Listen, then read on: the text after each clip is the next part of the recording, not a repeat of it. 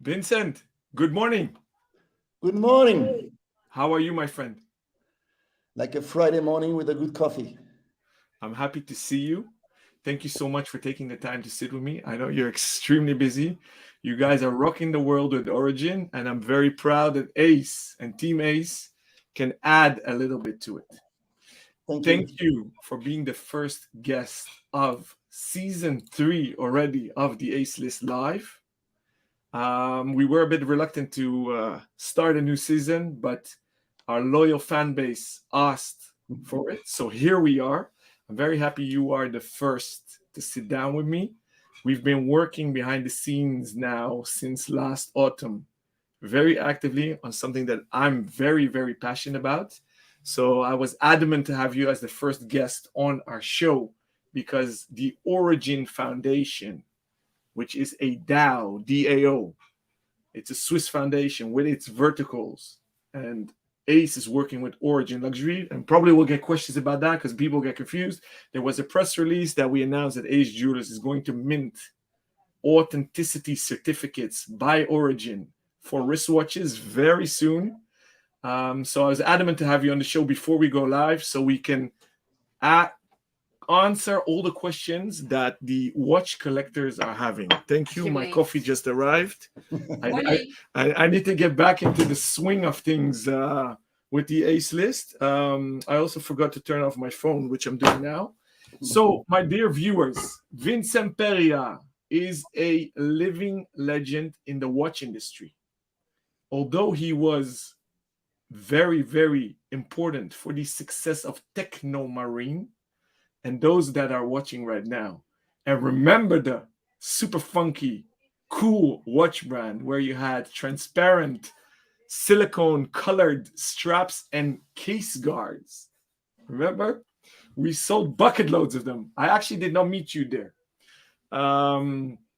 We met, I heard about you when you were responsible for Concord, where you launched an amazing watch, which I believe was called the C1. That's right. C1. That was amazing. And then you rocked the world with HYT Watches, which I'm very happy that has been relaunched together with our mutual friend Davide Serrato, who was on the show last year as well. So cool things happening there. But what is mind-blowing is Origin.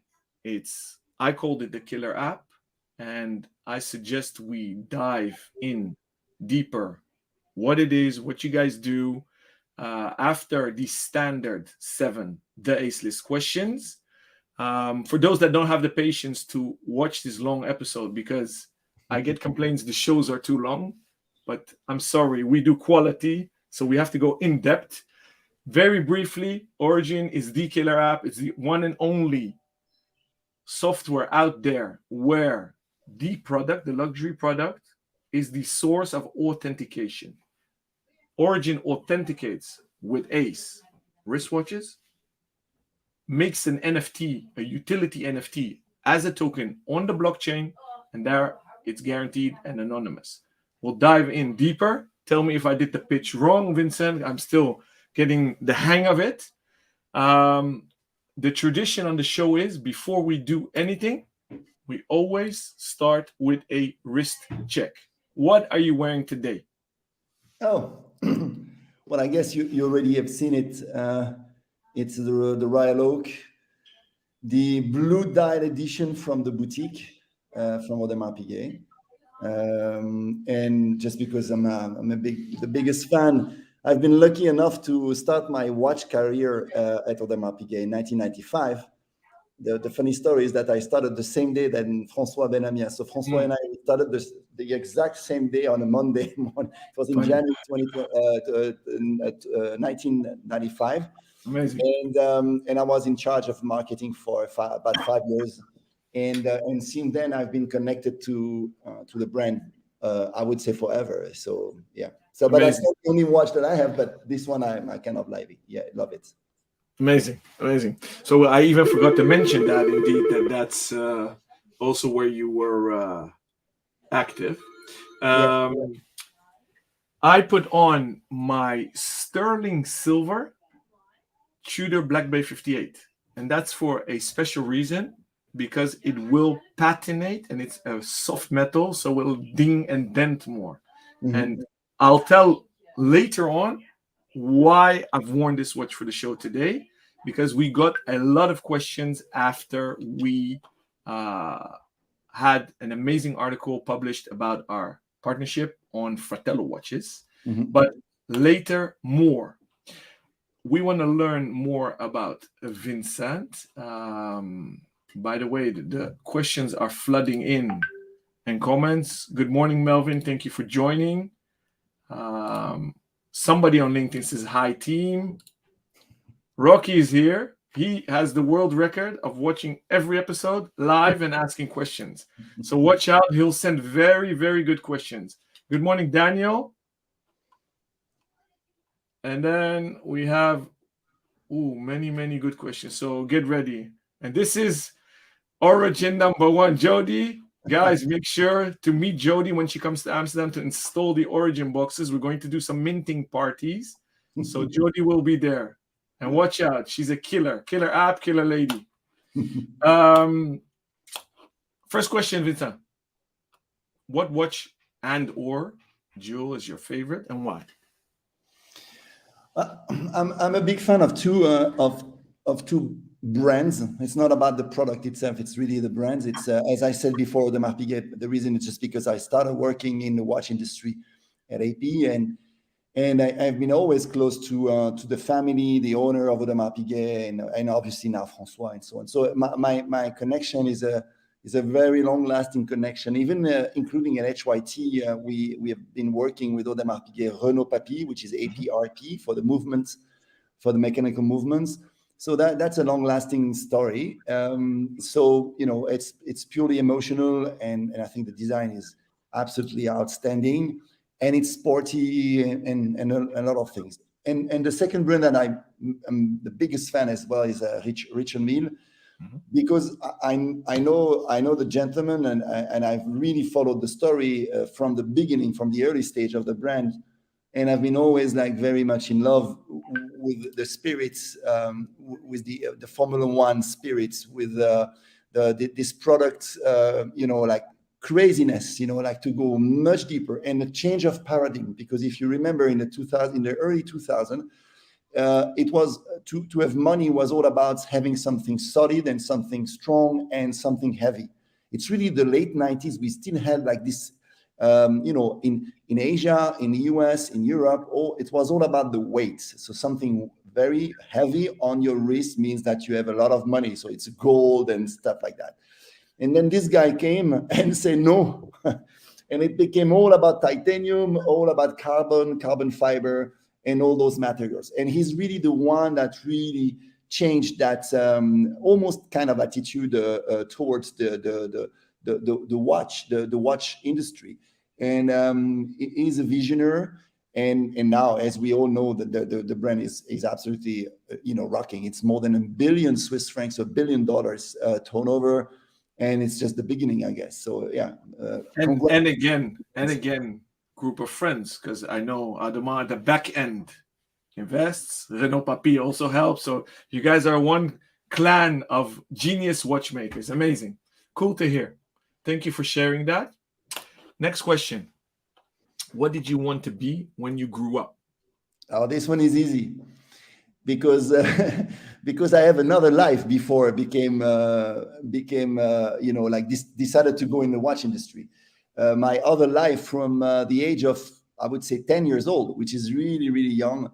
I was a DJ and mixing, producing sound, producing commercial, producing branding for radio stations, and that has been my passion for more than 10 years, from the age of 10 up to the age of 25. So it's like 15 years of, doing this, almost only this. And at the age of 18, when I finished my schools, my commercial school, my first job was, in fact, I dropped everything and I became like one of the directors of a radio station in Switzerland, which became number one on the French parts of Switzerland, which is a small country and a small population anyway. So everything is small in Switzerland. Well, half of Netherlands, I would say, about in terms of population. Anyway, so I've done this for 10, 15 years as a passion, and then as a job, because I became professional from the age of 18 up to 24, 25. And then I grew up into the marketing communication world in New York, in Geneva, and then I shifted to Audemars Piguet by just chance, by coincidence, because I was not at all into the watch industry thing, and I'm not at all. My father was a surgeon, and so I have nothing to do with the watch industry. Basically, it's not in the family. That's the point. It's interesting that you say that, because that maybe helped you all your watch career by always making things out of the ordinary, always breaking the conventional. Look at TechnoMarine. Look at the C1 you created for a traditional brand, although Concord was groundbreaking with the delirium in the 70s. No, it's true. When we it's funny, because when I came back to the watch industry, because I had a break, I created my own agency in Paris for 5 years, like consulting agency with about 20 people in Taiwan, New York, and Paris. And in Geneva. And so I came back to the watch industry by being the CEO of Concord. But at that moment, right now it's strange, because Concord is almost disappeared. It's not in the radar. But I remember when I took Concord was really for the old dad. It's like really, really dusty, yellow gold, very oldish thing. With a lot of dust on it. And MGI, so Movado Group in the US, wanted to rejuvenate the brand, and it's really like a nightmare job when you think about it at the beginning, because there was nothing, not even like a team. It was completely like ground zero, and but on the other side, because it was ground zero, they gave me the keys and they say, you know what, just take care of it. Come with a budget, come with an idea, and we'll go for it. And so we hired a team. Everybody thought that I was totally crazy to take the job, because Concord was really, really at that moment nothing. And we just flipped the brand completely. We went back to the DNA, how it started, back in the 50s, and so on and so on. And we just recreated something based on the DNA with a new interpretation. And honestly, that was in 2006 and 2007. Of course, the watch industry was also extremely booming. So the trend was extremely positive. But from almost nothing, we created a brand of about 35 million of business just in a year time. It was completely crazy. So yeah, it was I love coming. I couldn't work for Rolex or for brands that are so incredible, so they're so long lasting for centuries, that my added value will be stupid and not relevant. But when it comes to something new or something that you need to disrupt and change, this is where it's fun, and this is where from now on I'm calling you Vincent Rebel Perriard. That's your new nickname. But it's interesting, because we see a pattern here. HYT was groundbreaking, the first mechanical fluid systems. People that don't know it, Google it, HYT Watches. It's amazing. It's been paused, but it's back. And then the next step in the revolutioning of industries is Origyn. And we're going to come back to that later. In the time being, comments are flooding in. The OG watch journalist, a specialist, Bernard is here. Good morning, Bernard. Thank you for joining.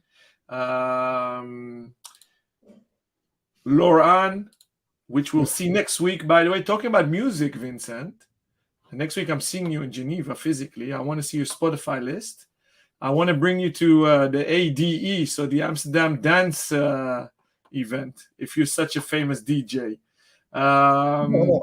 I'm not a famous DJ anymore, but I was kind of cool, like in the late 80s. You're still cool. You're still cool. You joined the bald men hair club, so it's the cool dudes. Third question: who is or was your role model, or multiple role models? When you reach 50 years old, then you become a little bit more mature, and maybe that question is not that relevant anymore. But I'm gonna answer, because I think it depends the age. I would say in my 20s, that is for sure. That's a gentleman that he's not in the watch industry, but that's a gentleman that one day told me when I was working in an advertising agency in Geneva. He said, "Vincent, don't go back to university," because I wanted to go back again to university. He said, "Go in New York. We're gonna have like an internship for you, but don't go to the university.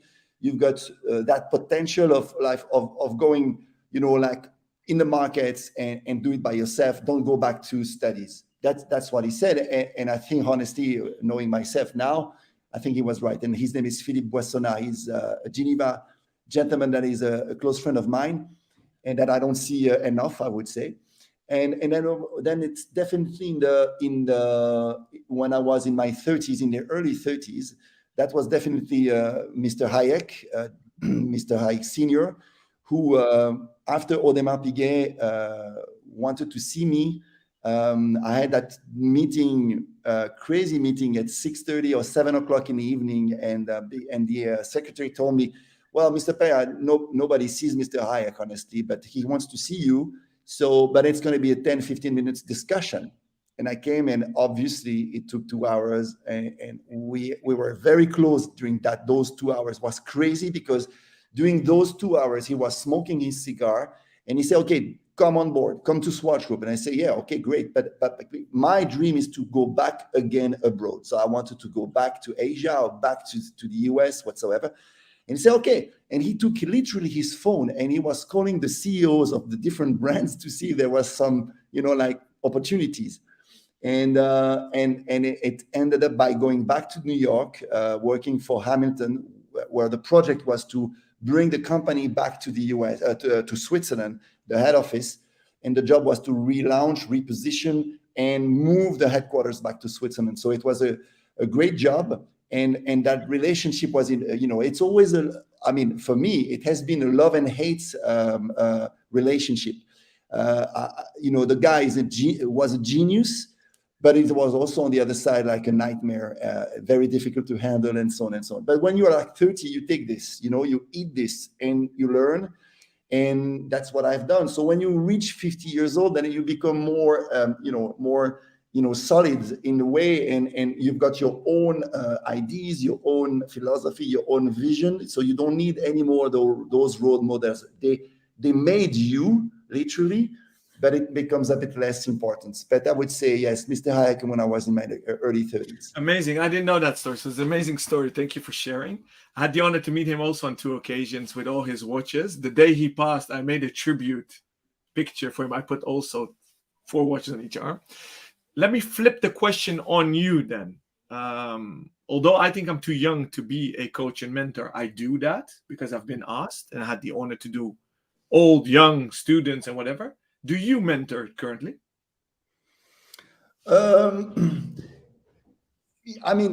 answer is yes, but it's short things. When someone sends me a resume, sends me a question, and I can tell you honestly, it's crazy. It's like every hour there is like a new thing. So I'm always redirecting the people. I'm always like spending. It depends the words that the people are using. It depends the subject. But I would say that I'm investing probably a good 3 hours per week with non-important meetings.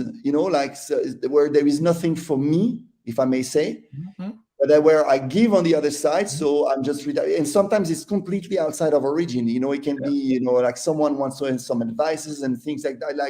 Just literally like 2 days ago, I spent like a morning that finally could become something for Origin, but I was not at all the intention, and I've spent like a good 2 hours with interesting people. So so I do that. But I asked this question. I asked this question because what I like is, well, we connected also. I met you the first time at HYT, and we connected immediately and always stayed in touch. And the day you sent the teaser for Origin, I was hooked, and I told you I want to be part of this journey. But because you said you took the unusual route of career and success, and that's why I think you could be an interesting mentor, because you come from the creative side, music, you went corporate and then entrepreneur, and you continually break the convention. That's why I asked. But thank you for sharing. Fourth question.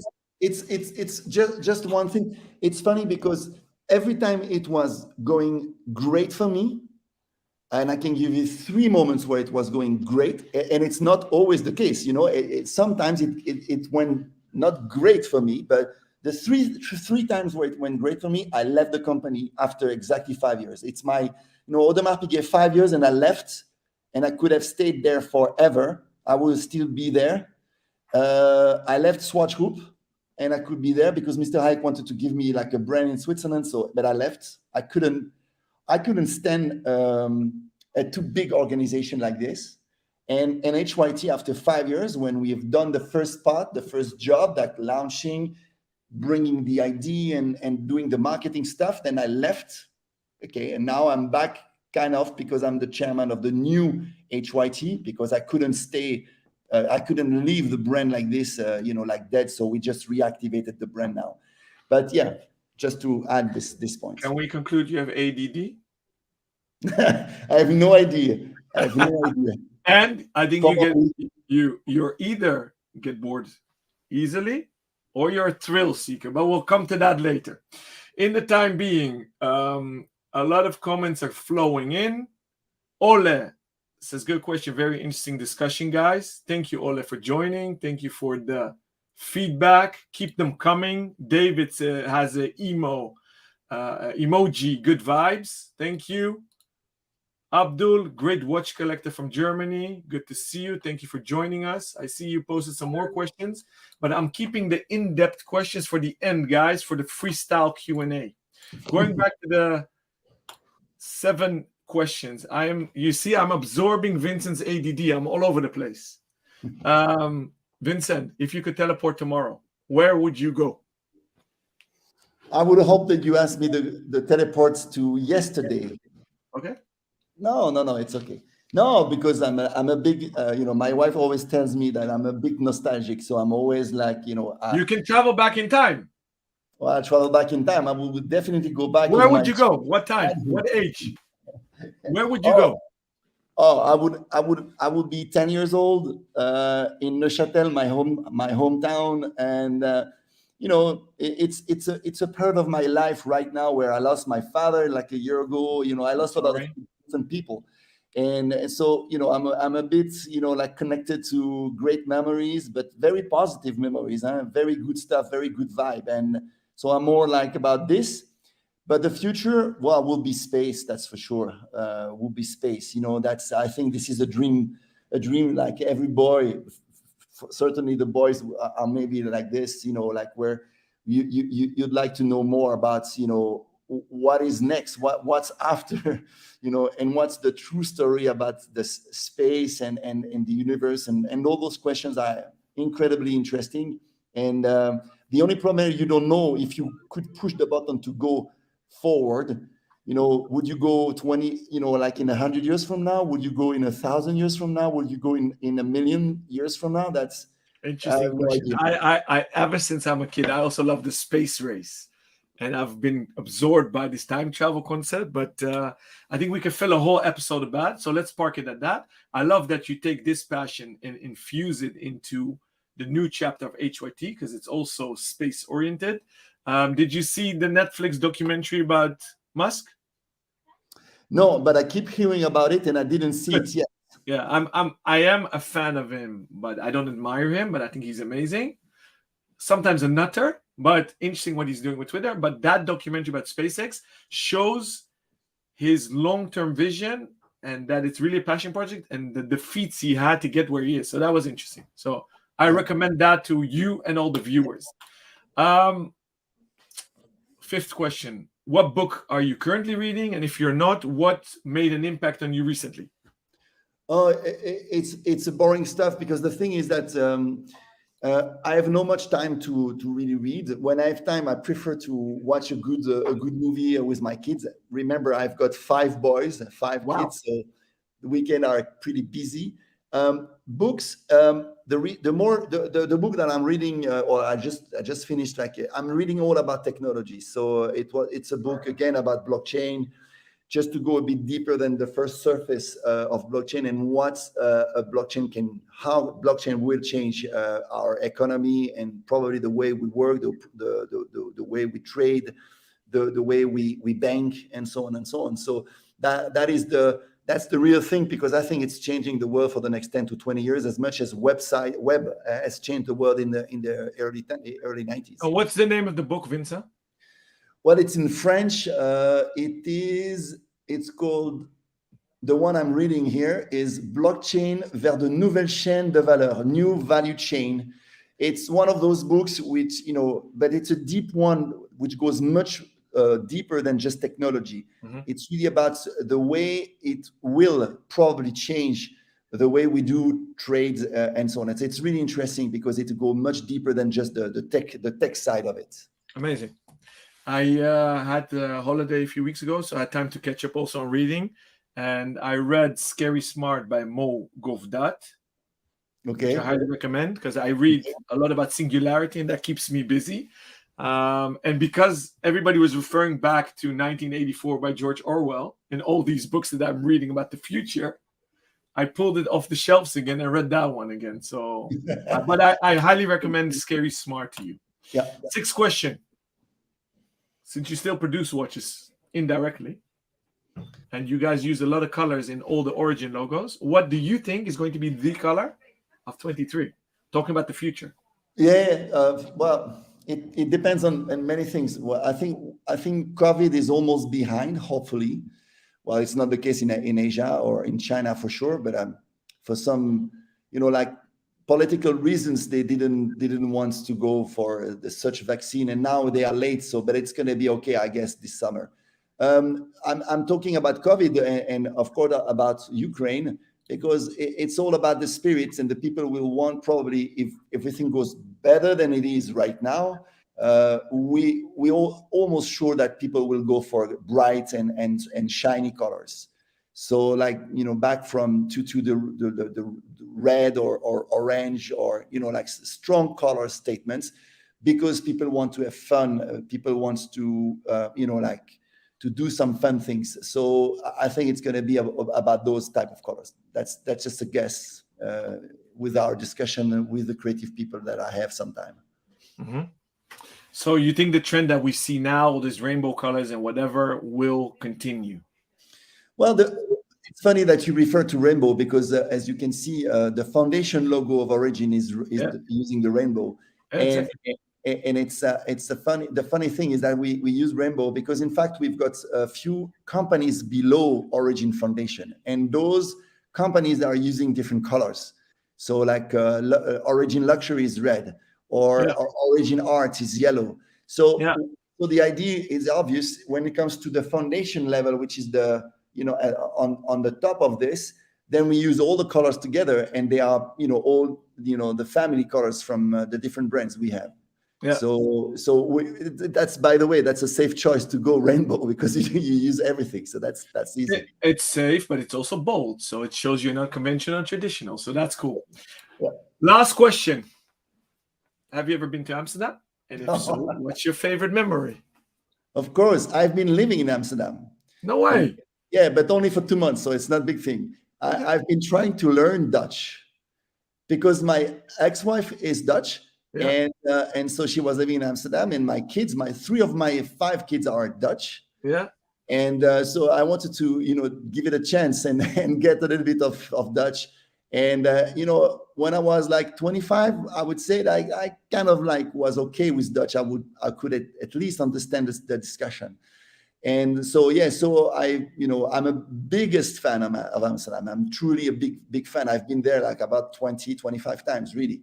Amazing. And everything. I love the people. I love the party thing. That's the DNA is all about this in Amsterdam. And I love those, channels with the water. It's so cool and so romantic as well. So it's such a combination of a small city also. It's not the big city. So you have all that mix of things, which makes Amsterdam so cool. So cool. Amazing. Amazing. Now I understand why you curse me in Dutch all the time when I say something that's out of the box. Exactly. Amazing. So these were the 7 questions. Let's see if the comments. Abdul also read 1984. He says, amazingly scary read, especially in these times. I read out all the comments, Vincent, because besides that this video will be embedded and uploaded later, we also post it as a podcast audio only. Okay, a lot of technical question, guys. So, Vincent, let's dive into origin and deep. Yep. How the hell did you come up with this idea? And what is it? I gave a quick intro and elevator pitch. Please give us the real deal now. So let me start where I started. It's multiple angles. We are 3 co-founders at Origyn. Jan Boxler, who is Swiss from Neuchâtel, Mike Schwartz, who is Australian but lives in Los Angeles, and me, basically in Switzerland, from Neuchâtel as well, technically. And we've got the 3 co-founders have a story connected to the authentication or to the counterfeiting. And that's this is how it started, in fact, where we met and we say, okay, let's do that together. Let me give you my story on my side. So as an Audemars Piguet marketing director, I was the guy in charge of like tracing and giving the authentication card or the warranty card that goes with every watch that you sell. So that's, as a marketing person, my job was to make sure that the environment of the watch when you sell it is appropriate. But we are in the 90s. Internet is already there, but and so direct marketing is starting. But then I remember that the race was really about having already in the 90s was to get the email address of those people buying an Audemars Piguet. But at that time, AP was not controlling distribution. There was no boutique. There was not even like an affiliate. It was all about distribution. So we didn't control the relationship with the end consumer. Anyway, my quest to the authentication has started in the mid-90s, and the funny story is that it started with François Benamias, who is now the CEO of Audemars Piguet. This is how on my side it started, and then I follow up the last 25 years of like different innovation or tech or marketing concepts to at least give a sense of authenticity of a product.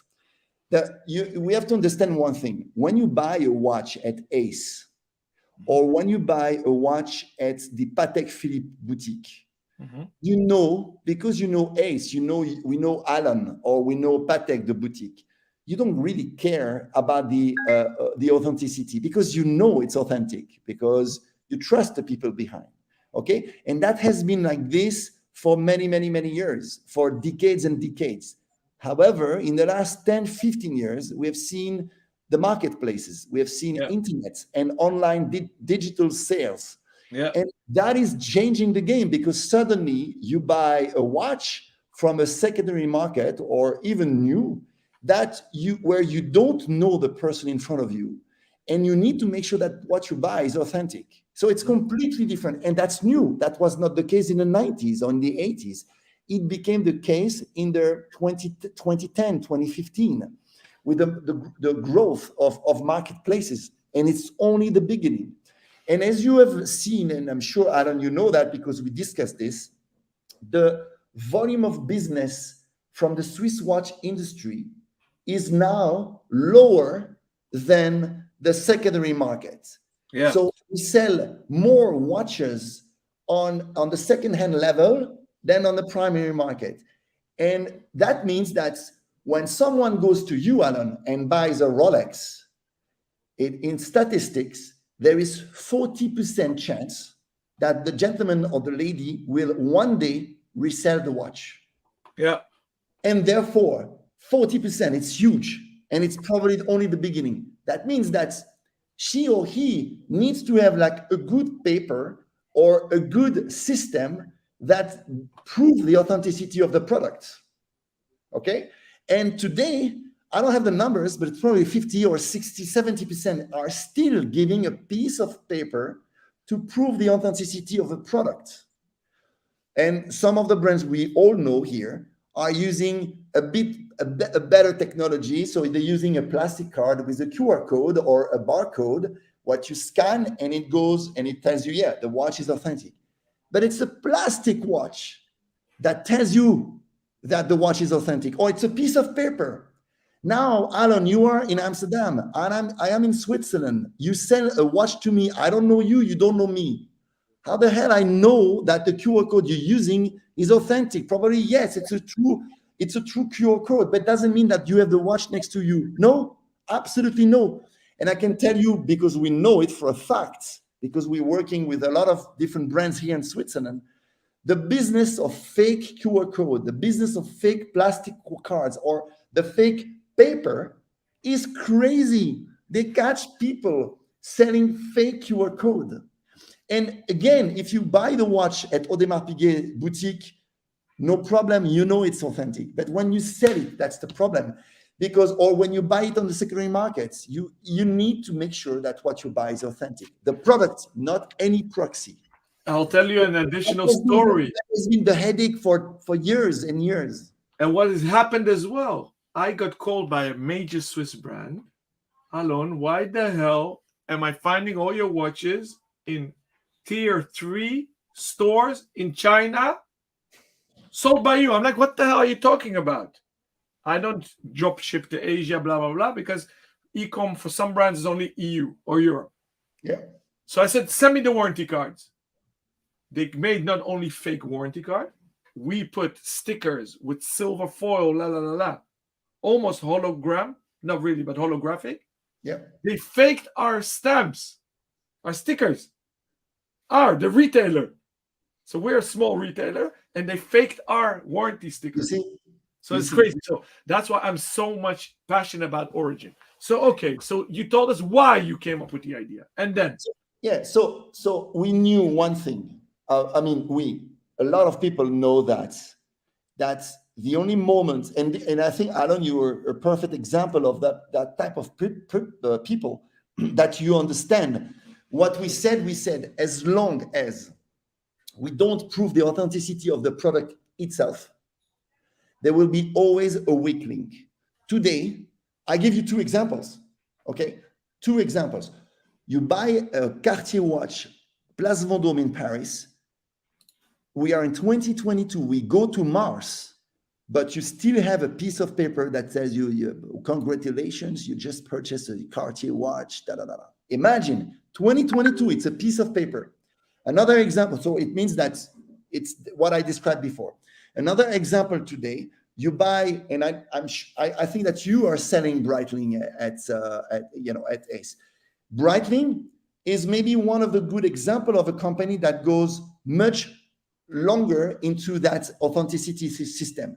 They're using, but they're using a proxy. They're using Ethereum, a Ethereum blockchain to put the information on a blockchain.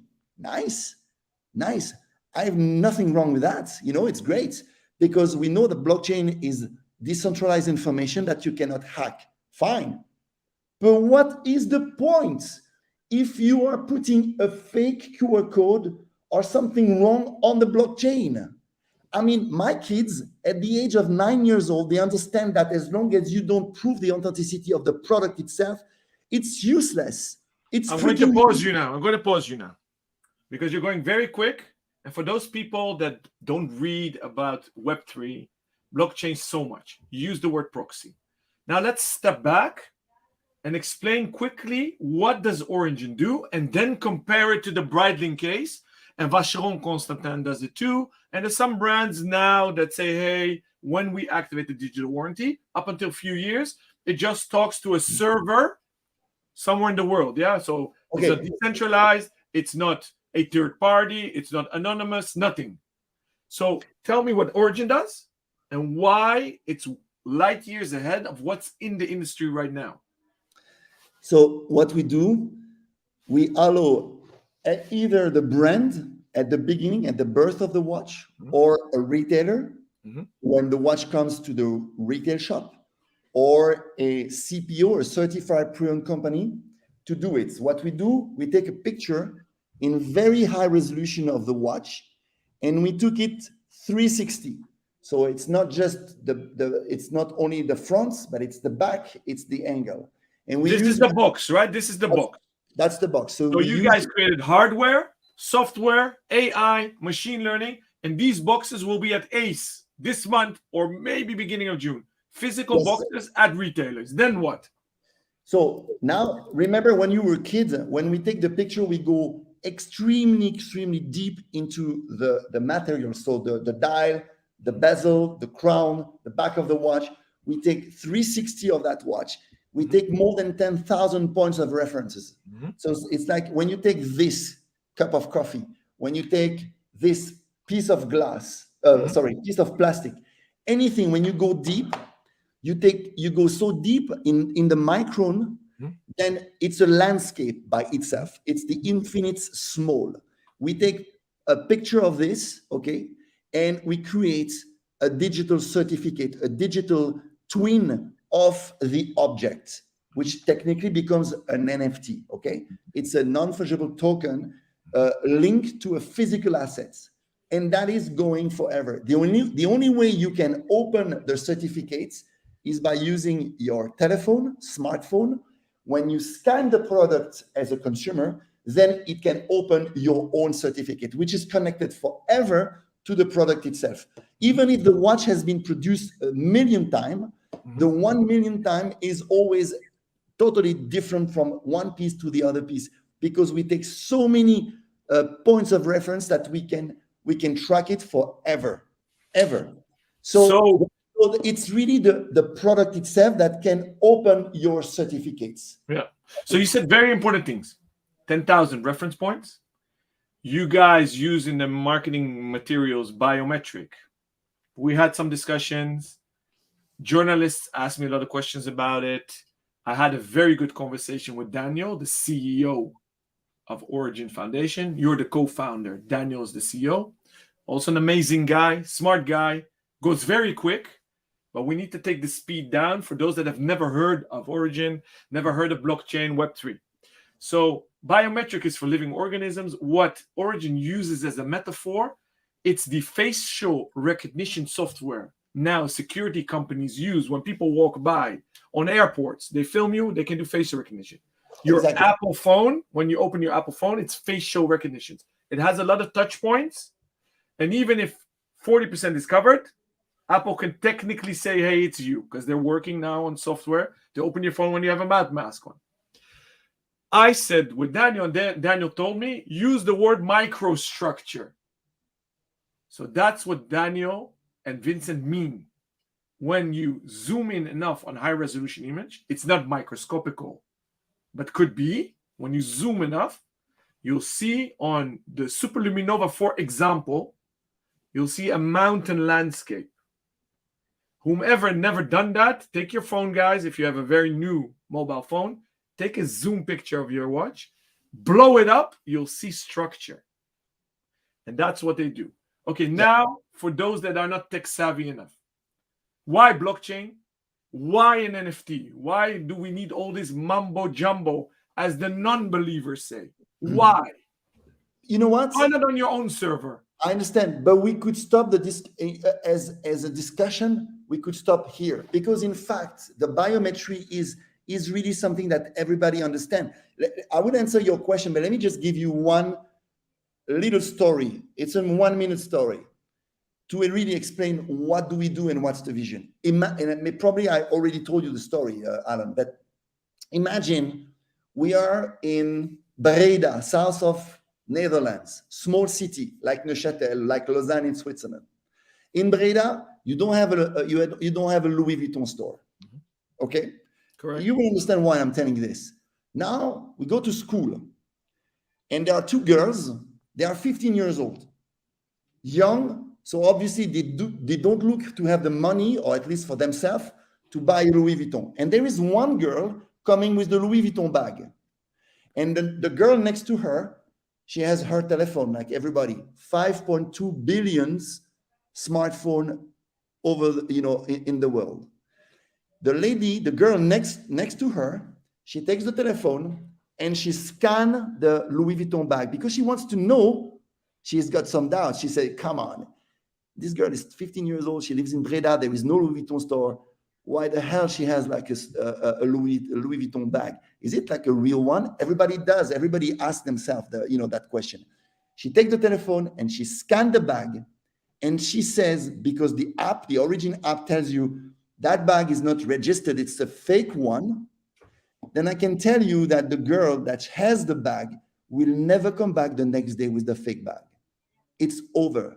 It's what we say, it's game over. In that spirit, in that story, we see that we are not fighting against the people, like faking the bag or creating the fake, the counterfeits. We are in fact changing the game by changing the mind of consumers. If I see you for the first time, you come with a Richard Mille on your wrist. You want to be, yoo-hoo, I've got a Richard Mille, $120,000. And I am next to you and I scan the watch and I see that it's a fake Richard Mille. Man, the next day, in the next hour, you're going to remove the watch from your wrist because you look stupid. That's it. What we do is that ORIGYN is bringing a universal app that you can see if the product is authentic or not. It's a little bit like Shazam for music, where we do it for luxury objects. Metaphor. End of story. So to come back to your question, what is behind this? Honestly, we don't care. I'm gonna answer the question, but we don't care. It's not important. NFT, blockchain, what the hell? Do you know? Well, maybe you, but do you know how farfetch.com works really behind the scene, behind the computer? You don't give a damn. You don't need to know. You just log. 90% doesn't, 10% does. What I want to say is ORIGYN has such a vision that it's light years ahead. We won't go into Definity right now. For all you techies out there, you can hit me up. You can hit up Vincent. We'll have the ORIGYN team the coming weeks in Amsterdam. I'm in Geneva coming Tuesday, Wednesday, Thursday, meeting the ORIGYN team every evening. Hit us up with any questions you have. We can go into the nitty gritty. We have maximum 60 minutes. At 60 minutes, we cut off the line. We have a zillion questions. Should we just dive in, Vincent? Please. Because you and I are chatterboxes and we can talk for hours. So that's the changes. Should we just do Q&A and then find our road into explaining what ORIGYN is? Let me quickly scroll through. Oh, here. Melvin asked that question already. This certificate is based on biometric or microstructured data from the watch. What if a watch is repaired and parts are replaced? Or, in other words, the watch case is polished again. And that's why I put on this watch. This is this question. Thank you, Melvin. So what happens, Vincent? Yeah. So you have to, when we take, it's a little bit of what you said with the biometry in the mask, if you have still enough points of references, the algorithm will tell, okay, it's enough to say that this watch or that person in the biometrical face recognition is Mr. Vincent Perriard or is a Royal Oak from Audemars Piguet, and that's the number. Because what we say when we authenticate, when we match a watch with the telephone, it doesn't tell you if it's a real or if it's a fake. It's much better. It tells you that the watch has been minted. So the watch has been assembled on October 18, 2016 at 2:35 p.m. by Michel Bracci, the watchmaker. That's what it says. It's a birth certificate. It's a birth certificate. By the mother of the watch. Right, telling you who is the father, who is the mother, telling you the whole thing by the minutes. It's extremely precise. So to your point, when the watch over time will change because you get a scratch or any reasons, or you go back to the store and you want to repolish the bezel. Every time you do so, as a consumer, as a client, we'll ask you to go back to any place where, first of all, where you purchased the watch. So it's either the brand directly because you purchased the watch online, or it's a CPO company, could be a watch box, could be that type of people, could be the jeweler like you, Ace. So you go back to you. As soon as you go back to, say it's me, I purchased the watch at Ace 3 years ago. I want to change my dial. I have a blue dial. For some reason, I'm crazy. I want a green dial. And that happens for Rolex. We know that. As long as the jeweler is okay to do it, then what you're going to be doing, you're going to remint.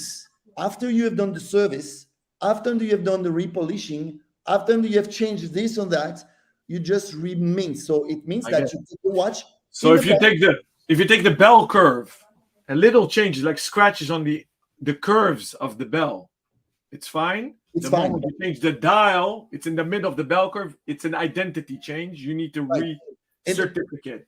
It's pretty simple because over time, including 10, 15, 20 years, like long time, you scratch it, even the color change of the dial, things like that. Then we take more than 10,000 points of references. Okay, so the system will tell you always, okay, 74% of points are there. It is technically or mathematically impossible that the watch is a fake one. This is the authentic watch of October 16. I get it. Let's keep going. Melv, if it didn't answer your question, please hit us up again. Here, he's here again. This is an old question. Is ownership also incorporated in the certificate? And if so, what happens when ownership is transferred to somebody else? Good question.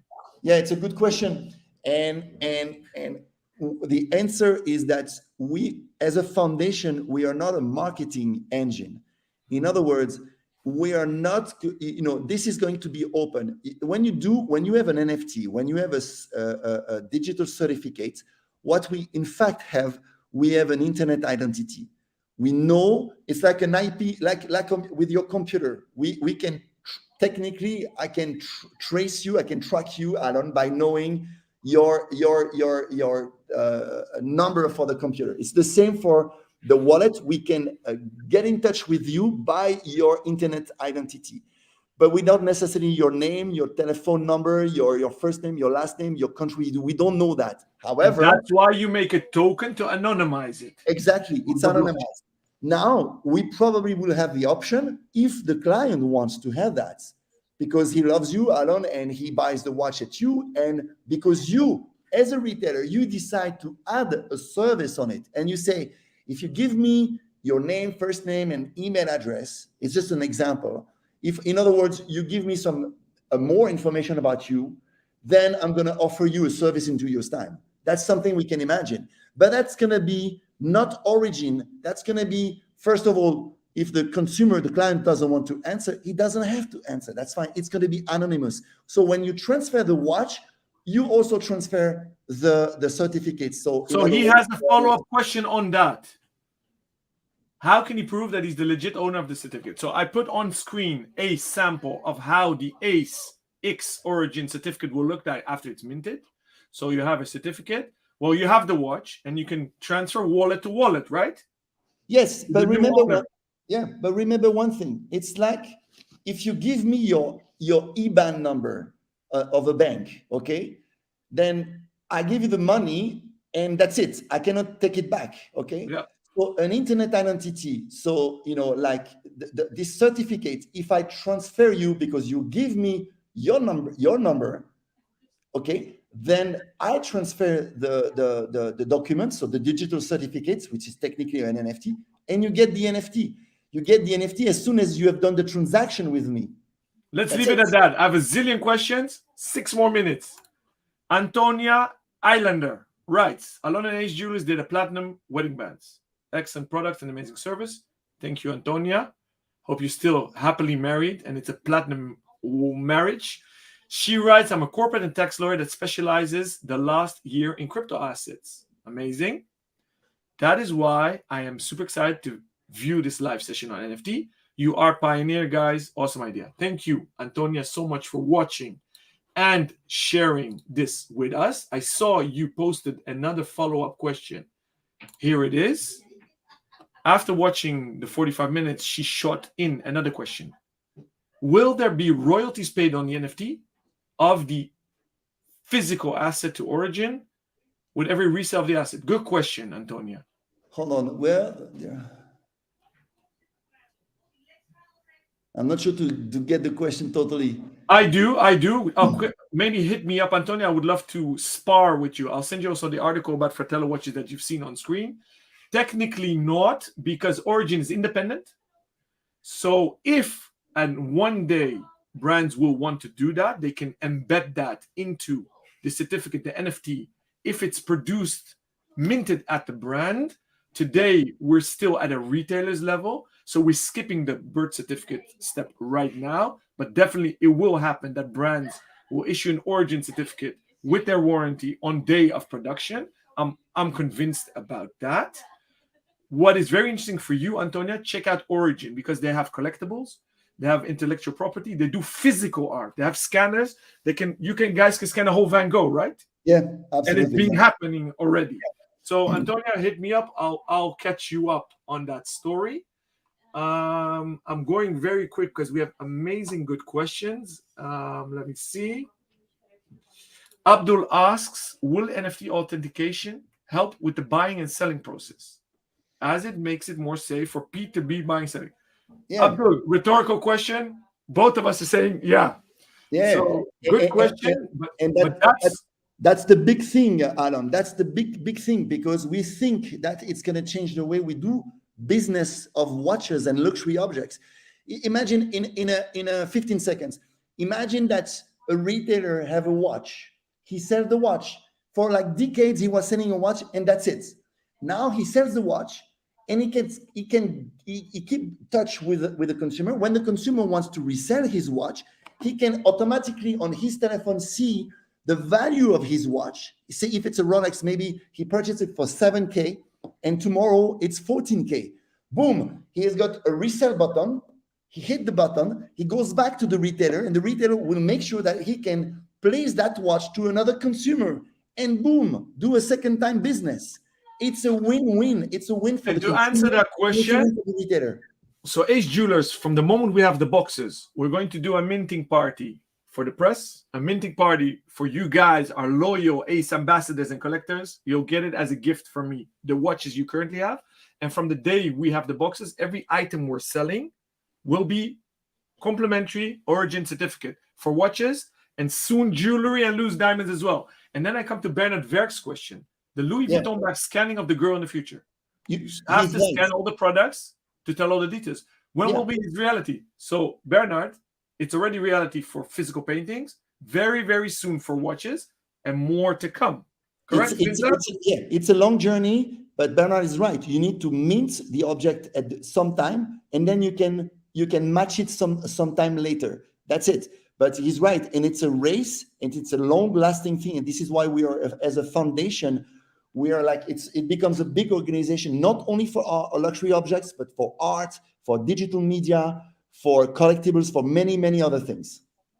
Okay, I see a lot of good questions, but quick one, Daniel. Can you see a luxury brand fully committing to the blockchain-based traceability across a range, impact for authenticity and traceability, gray market? I think the answer is very plain and simple. Yes. Yes. It's in their favor. No, it's a total yes, but we all know here, the people probably listening to, we all know that the watch industry is slow and slower than a lot of different industries. So it's taking more time, but we see the markets, people like you, Alon, people like retail chains and certified pre-owned businesses, they go fast, because in fact, this is the end consumer who is asking for. When you buy a watch, you want to have a digital certificate that allows you to resell the watch. That's it. Vincent, I'm going to time out. 1 more minute. Amazing questions. Another one that's amazing. So many. Thank you all for watching, for the questions. If you want another session with Vincent, send us comments now or email us if you're watching or listening to this afterwards. Next episode is actually in 2 weeks with Gerard Nijmbrings, also an OG in the watch industry, photographer and editor for Fratello Watches, our friends, the third Fratelli on the show. Vincent, thank you so much. I'm looking forward to our dinner next week in Geneva. Same. And I really appreciate your passion and your enthusiasm. See you next week, my friend. Thank you. Thank you for everyone watching.